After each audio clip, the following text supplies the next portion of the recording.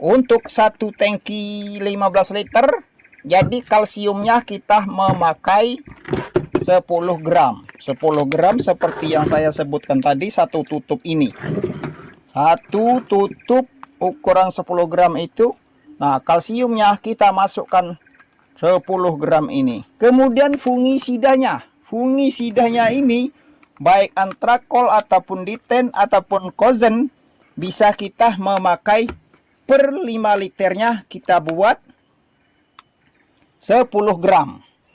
Assalamualaikum warahmatullahi wabarakatuh. Baiklah teman-teman pemirsa sekalian, sahabat channel Kopi Hilbah, saya akan berbagi cara mengatasi kopi yang mudah rontok. Apalagi pada musim penghujan seperti sekarang ini, kopi yang masih sangat muda seperti ini rawan sekali terjadi kerontokan.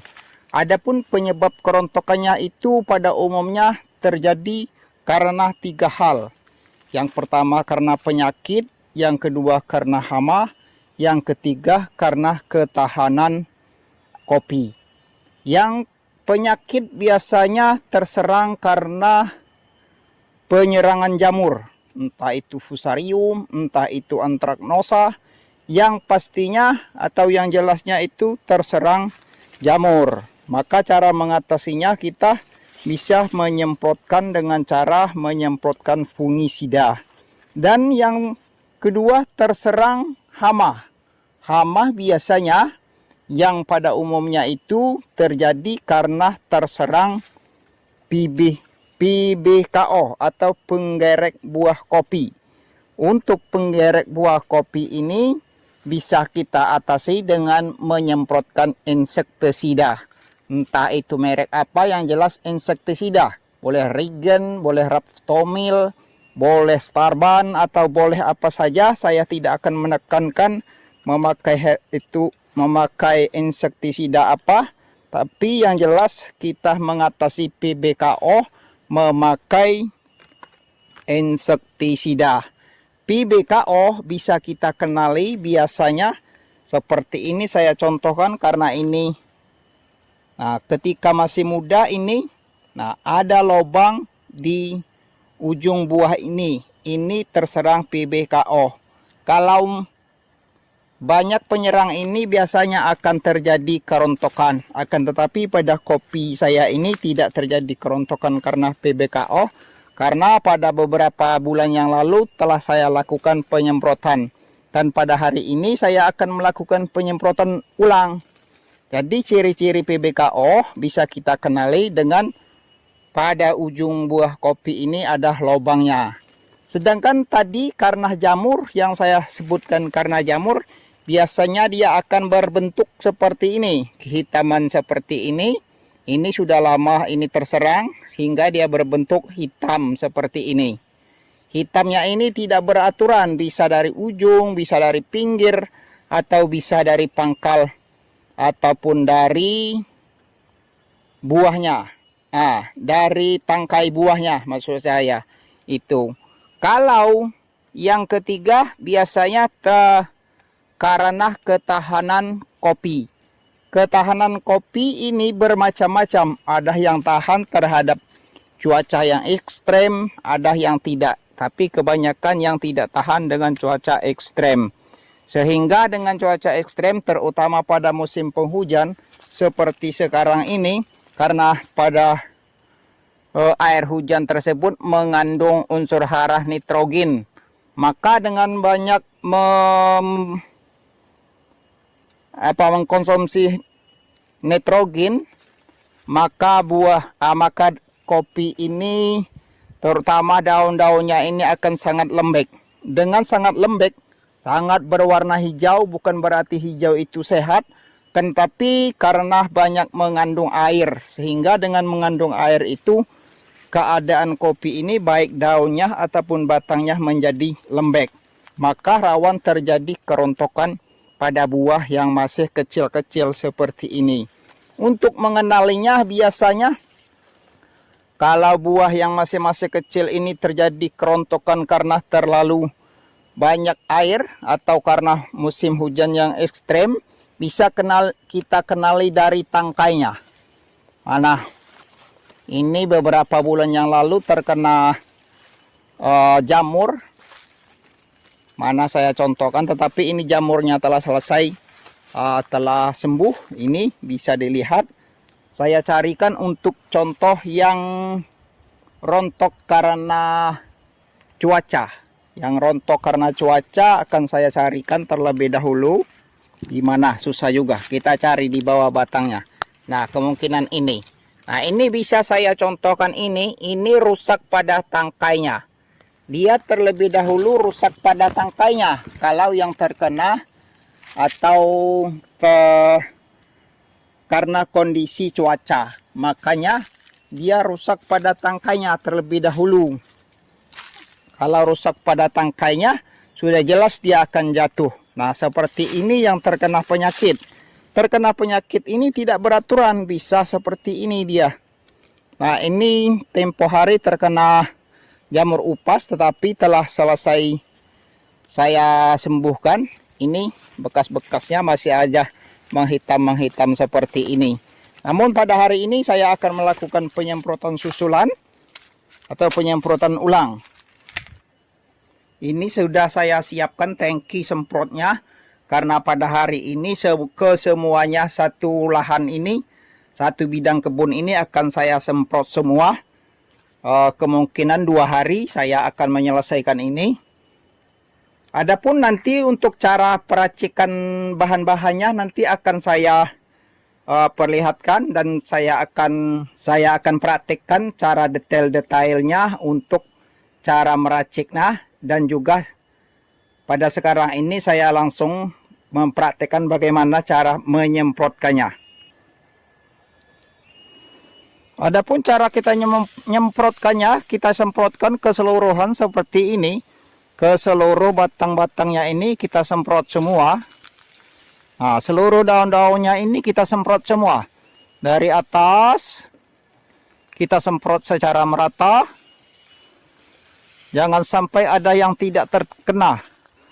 Terutama pada ranting-rantingnya ini atau pada asnya ini. Karena asnya ini rawan terkena terkena jamur upas. Nah, karena ini juga PBKO biasanya kita semprot juga pada buah-buahnya ini. Pada buah-buahnya kita semprot juga. Jangan sampai tidak ada yang terkena. Tadi kita dahulukan dari yang lebih atas ini. Karena yang atas ini juga airnya ini akan jatuh ke bawah. Yang di atasnya ini airnya akan jatuh ke bawah. Nah, seperti inilah cara kita mempraktekannya dalam setiap batang ini. Nah, pada asnya ini terutama pada bonggol-bonggolnya ini. Apalagi yang memang tempatnya teduh seperti ini, rawan sekali ini terkena jamur upas. Dan buahnya ini juga kita semprot, buah-buah yang masih muda seperti ini. Nah, terus juga yang ke sebelahnya kita semprot semua.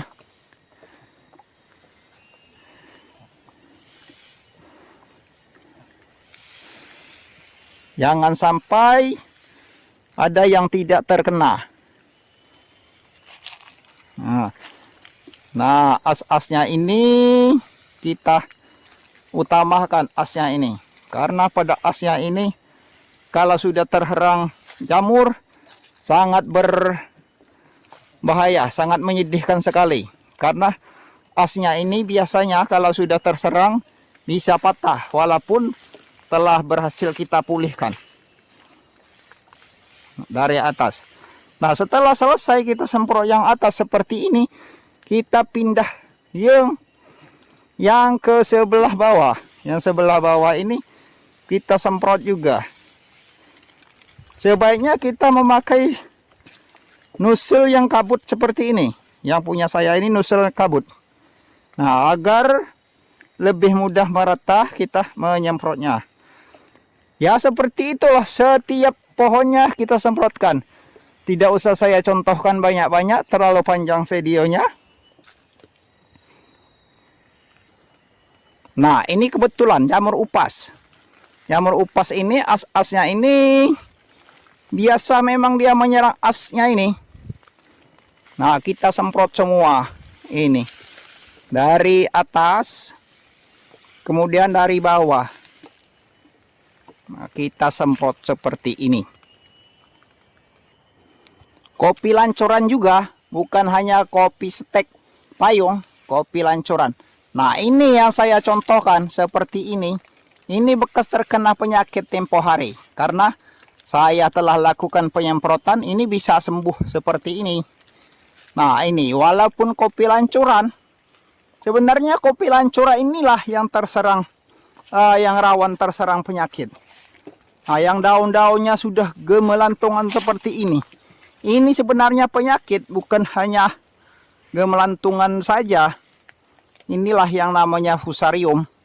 Fusarium itu banyak sekali jenisnya. Baik, langsung saja saya akan menunjukkan bagaimana cara meracik dan apa-apa saja bahan yang kita semprotkan ini. Bagi yang belum melakukan subscribe, silakan lakukan subscribe. Yang telah melakukan subscribe, saya ucapkan terima kasih. Adapun bahan-bahannya itu seperti yang sudah saya sediakan. Untuk insektisidanya atau PBKO-nya bisa kita memakai yang seperti ini. Saya ada punya Regen, saya punya. Tetapi saya juga punya yang seperti ini, Raptomil. Saya juga punya Starban.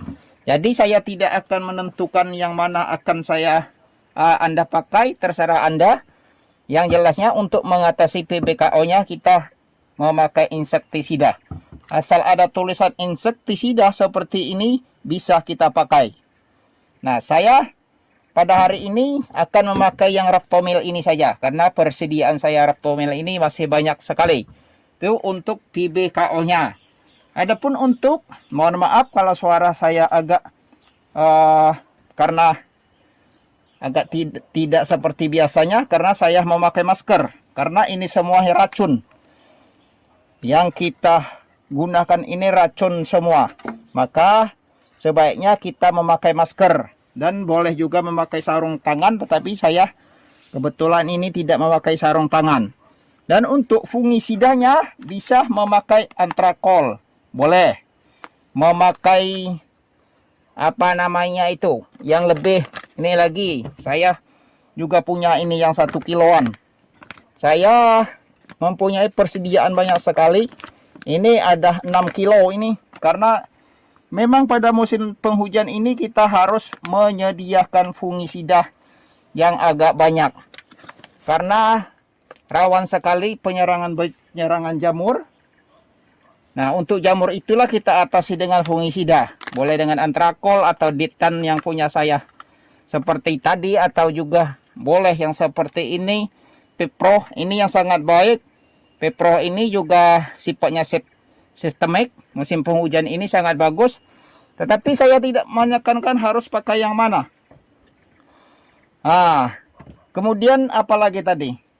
Saya contohkan satu persatu saja. Sekarang saya akan memakai antrakol. Itu yang pertama. Kemudian juga saya akan memakai Raptomil. Raptomil. Kemudian bahan yang terpenting itu adalah ini. Ini kalsium. Kalsium ini tujuan utamanya adalah untuk memperkuat sistem ketahanan dari kopi. Baik tahan dari rontok, tahan dari serangan penyakit, tahan dari serangan jamur. Jadi kita memperkuat sel-sel atau dinding-dinding sel pada pohon kopi kita agar tidak mudah terserang penyakit, tidak mudah terserang hama, dan tidak juga terpengaruh dengan cuaca yang sangat ekstrem, terutama pada musim hujan seperti sekarang ini. Hampir setiap hari musim hujan, selalu hujan setiap harinya. Saya lepas saja masker agar suara agak enak didengar walaupun suara jelek. Nah, jadi kalsium ini tempo hari ada yang menanyakan, katanya itu untuk sayur mayur, bukan untuk kopi. Nah, ini gambarnya memang ada tomat, ada kentang, ada macam-macam lah. Yang tergambar di sini ada sayur, ada juga padi. Bukan berarti tidak bagus untuk kopi, karena khusus untuk kopi itu belum dibuatkan. kemungkinan belum dibuatkan karena saya belum menemukan yang khusus untuk kopi. Jadi kalsium ini untuk tumbuh-tumbuhan. Tujuannya ya tadi untuk memperkuat dinding-dinding sel, baik sel buah, sel daun, sel batang, dan untuk memperkuat tujuannya. Jadi ini sangat penting sekali. Jangan sampai kita tinggalkan. Walaupun bukan musim hujan, boleh juga kita campur dengan pupuk biasa. Saya tidak akan membahas lebih jauh ini kegunaannya dan cara pengaplikasiannya pada yang lain-lain. Yang jelasnya kita pada hari ini adalah untuk mengatasi kerontokan pada buah.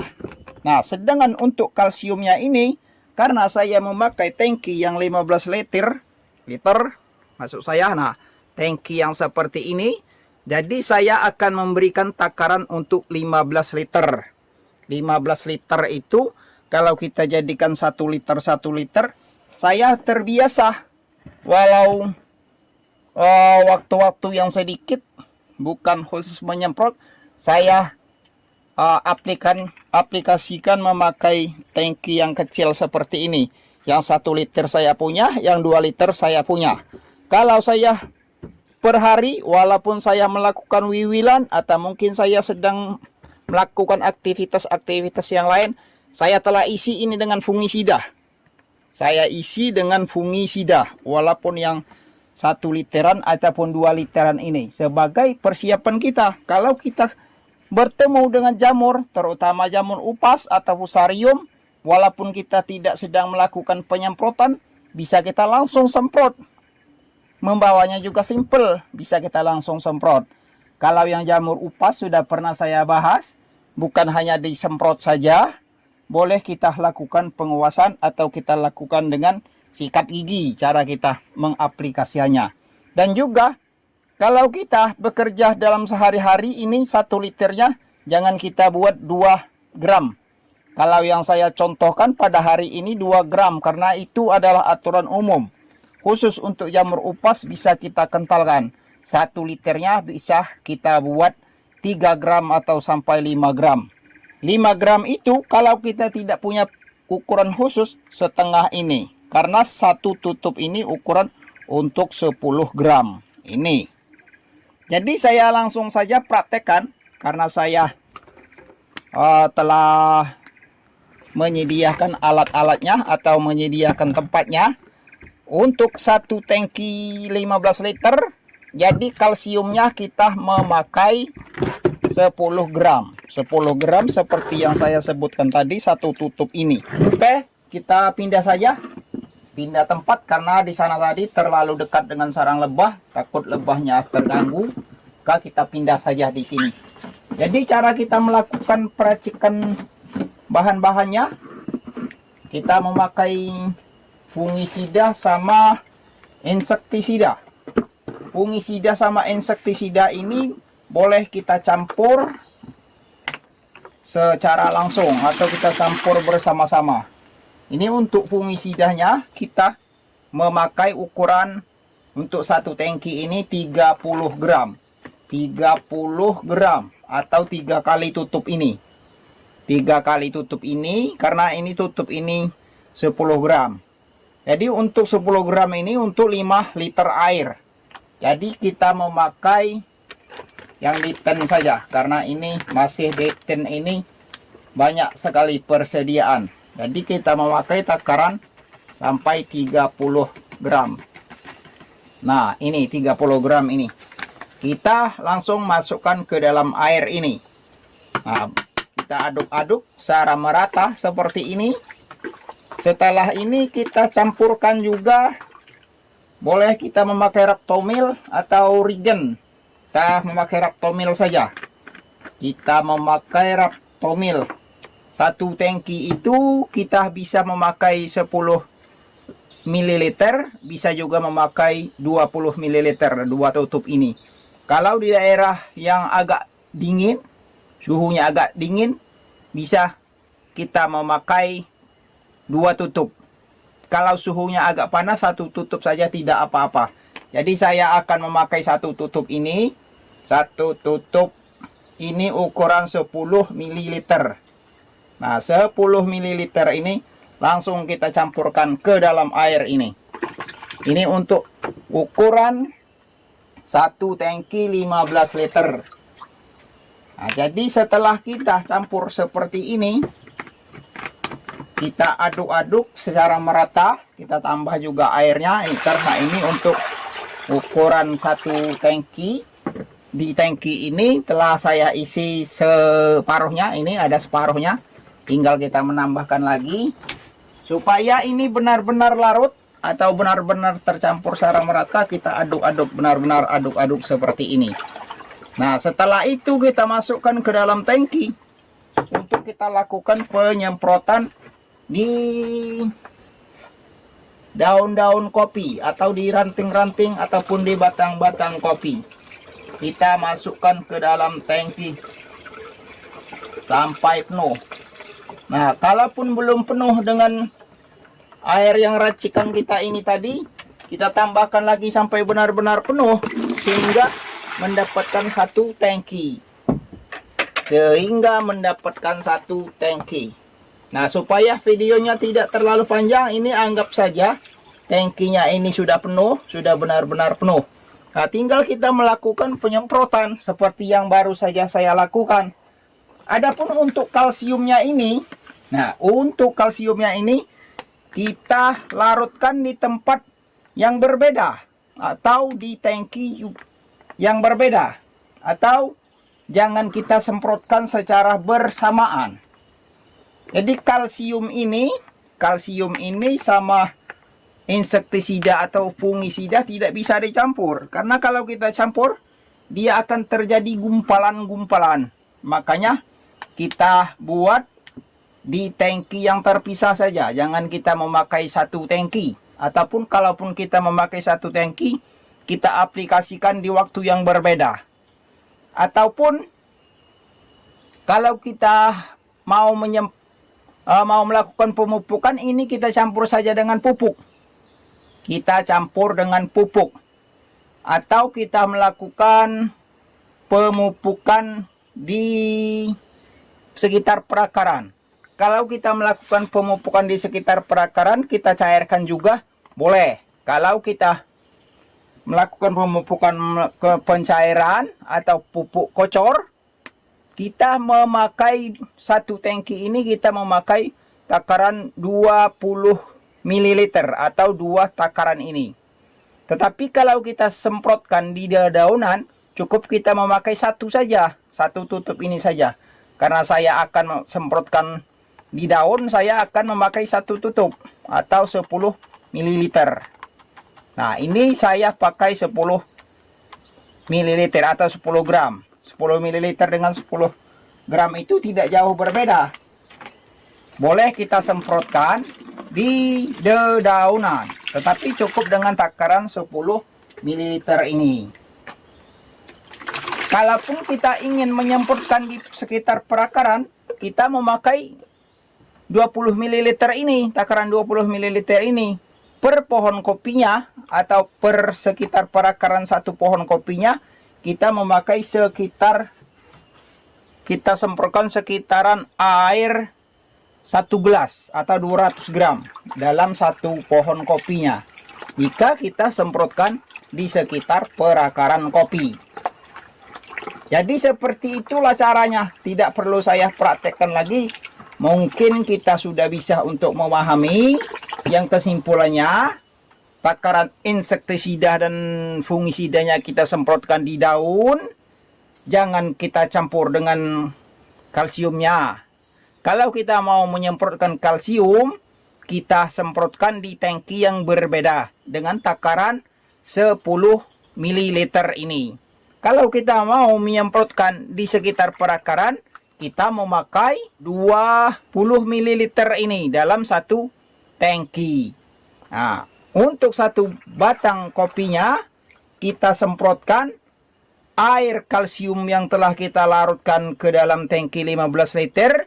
Dalam 1 pohon kopinya, kita semprotkan sekitar 200 ml atau 1 gelas. Nah, itu saja. Dan cara pengaplikasiannya sudah saya perlihatkan tadi.